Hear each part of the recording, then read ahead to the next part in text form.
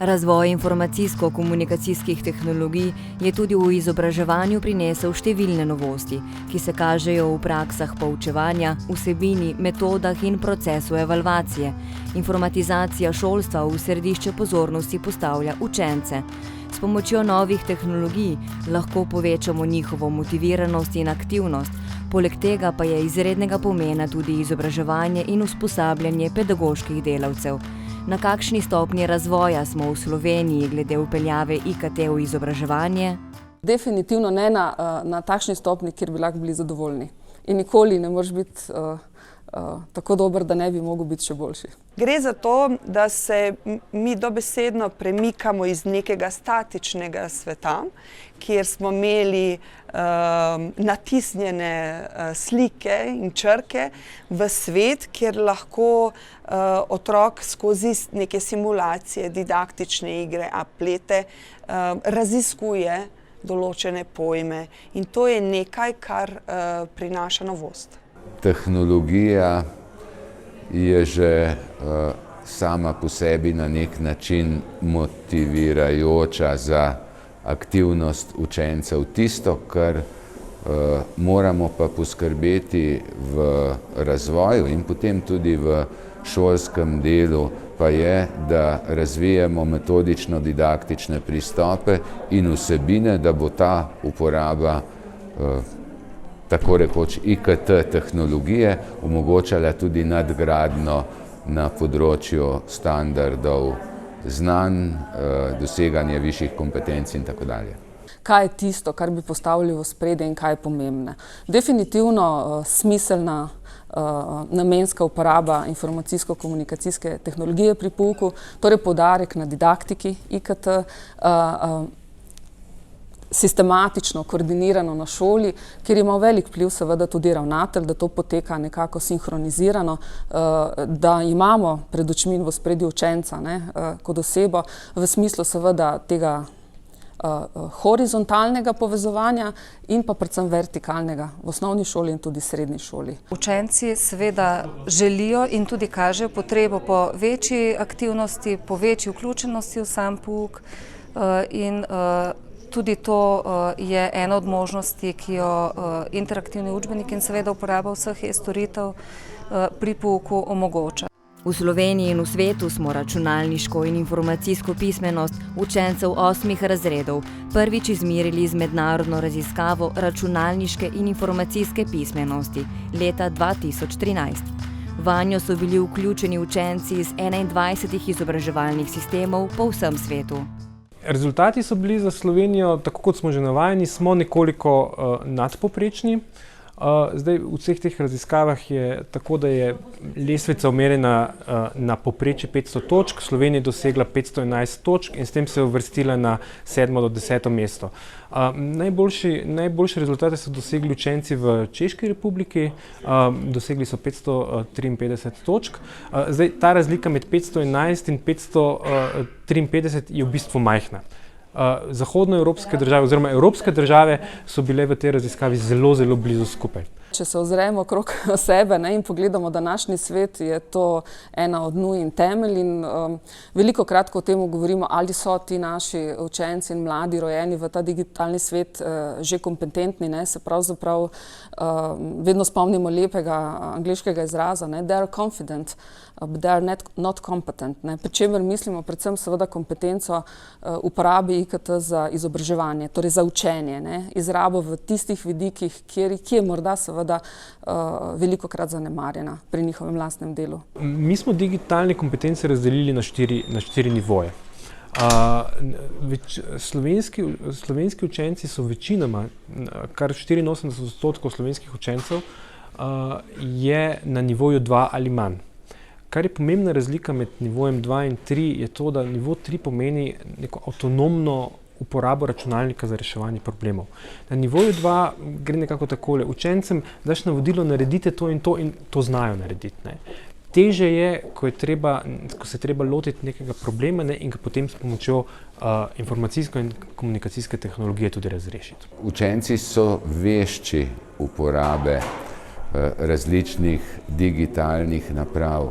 Vprašanje pa je, če znajo biti kritični pri izboru vsebin.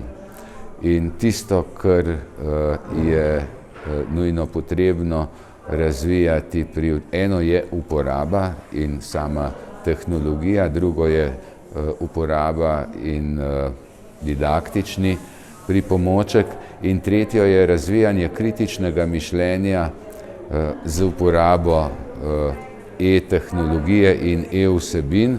To, ker je raziskava prva, mi ne moremo reči, kaj je bilo prej. Ne? Zdaj čakamo na naslednji krog, ki bo leta 2018, ne? Takrat bomo videli, ne? Bomo lahko naredili tudi primerjave, ne? Smo se izboljšali, smo se poslabšali ali smo pa stagnirali.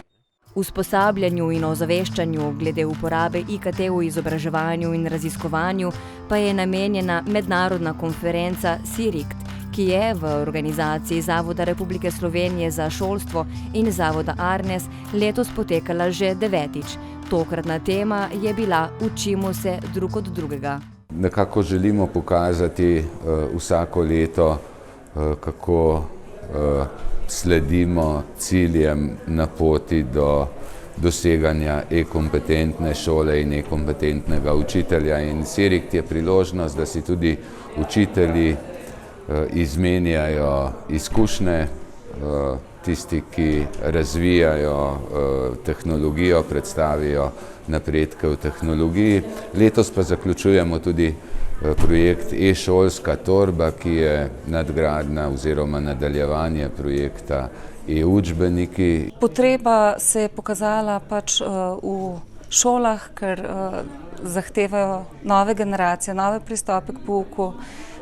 Vedno je treba učence motivirati, vzbujati v njih željo po znanju. Razvoj na tem projektu je šel ravno v to smer, da bi bilo čim širše, da bi bile te gradiva in e-vsebine čim širše dostopne vsem učencem, s čimer poskušamo zagotavljati tudi enake možnosti in dostopnost do tovrstnega izobraževanja. Do sedaj smo razvili 18 učbenikov, ki pokrivajo celoten učni načrt in vključujejo tako lastnosti učbenika kot tudi klasičnega delovnega zvezka. Imamo učbenike za učence od 4. do 9. razreda osnovne šole in dijake od 1. do 3. letnika gimnazije. Zdaj, največ učbenikov je v 8., 9. in 1. letniku. Tam imamo po približno 10 učbenikov. Učbeniki delujejo na vseh vrstah mobilnih naprav, tako na navadnih stacionarnih računalnikih, kot tudi na tabličnih računalnikih, mobitelih, prenosnikih, tako da so kadarkoli in kjerkoli praktično dostopni tako učencem kot tudi učiteljem ali komorkoli pač ga zanimajo. Učbeniki so interaktivni. To pomeni, da vsebuje tako avdio kot video elemente, učencem dajo povratne informacije, ko rešujejo naloge. Menim, da te učbeniki, ki jih mi predstavljamo, imajo dodano vrednost in v primerjavi z ostalimi učbeniki, ki so na voljo na tržišču, ponujajo dodano vrednost v obliki teh interaktivnih gradnikov, različne stopnje interaktivnosti. Seveda smo učbenike tudi testirali na pilotnih šolah, v razredih. Skupaj z Arnesom smo opremili 14 šol, to pomeni, da smo okrepili internetno omrežje, nakupili tablične računalnike z vsemi 3 operacijskimi sistemi in seveda preverjali, kako ti učbeniki in ostale razvite e-storitve v projektu delujejo praktično v razredu. Gre za e-vsebine in e-storitve. Najprej se je seveda na terenu nekako so se prijele e-vsebine. Mi smo v šolski prostor prišli z e-učbeniki, z naravoslovnimi učbeniki, predtem pa seveda še e-gradivi, tako da smo imeli že neko dobro ozadje, dobre okoliščine za vpeljevanje in učitelji, ki smo jih povabili za sodelovanje v pilotnem projektu, so bili nekako e-kompetentni in usposobljeni že v prejšnjem projektu e-šolstvo, da uvajajo te novosti v pouk. In učitelji so prišli s temi vsebinami v razred, učenci seveda zapoprijeli te tablice in e-gradiva in vtisi nas, ki smo spremljali ta pouk, so bili seveda krasni. Za sodelovanje smo se odločili zato, ker smo menili, da bi to našim učencem in učiteljem lahko veliko pripomoglo, tako na strani osebnostnega razvoja, kot pa pridobivanja novega znanja. Opremili smo celoten 8. razred, to pomeni, da so vsi učenci v 8. razredu lahko imeli tablice tako pri pouku kot doma. In seveda tudi učbenike in tudi druga interaktivna gradiva uporabljali pri različnih predmetih, večinoma sicer pri naravoslovnih, nekaj pa je bilo tudi družboslovja. Glavni namen je nekako premakniti učitelja iz tega frontalnega položaja. Učenci so bili seveda zelo navdušeni. Sprva so videli predvsem prednosti, se pravi, da so verjeli, da bo to tudi del nekega domačega igračkanja, pa igranja igric. Pa seveda to so s pridom tudi izkoristili, ampak zagotovo pa so med poukom našli tudi številne prednosti in z veseljem tudi delali. Jasno pa je, da so se tudi vse skozi zavedali, da je to tudi način učenja, da je to način, kako oni lahko tudi vplivajo na pouk, kajti tudi oni so bili tisti, ki so dostikrat predlagali, da bi za določeno stvar uporabili tablico. Nekateri odzivi iz pilotnih šol pravijo, da so učbeniki resnično enakovredni tiskanim učbenikom, nekatere še seveda dopolnjujemo, kar je tudi prednost tovrstnega medija, tako da izbira bo seveda prepuščena učiteljem, tako kot je pri tiskanih učbenikih. Seveda bomo nadaljevali v kakršnikoli obliki nam bo že omogočeno, tudi sicer bo šola verjetno šla v to, da bi tudi ostali razredi imeli nekaj od tega ali pa vsaj, da bi recimo imeli neko mobilno učilnico in da to bi pač izkoriščali, kolikor je možno.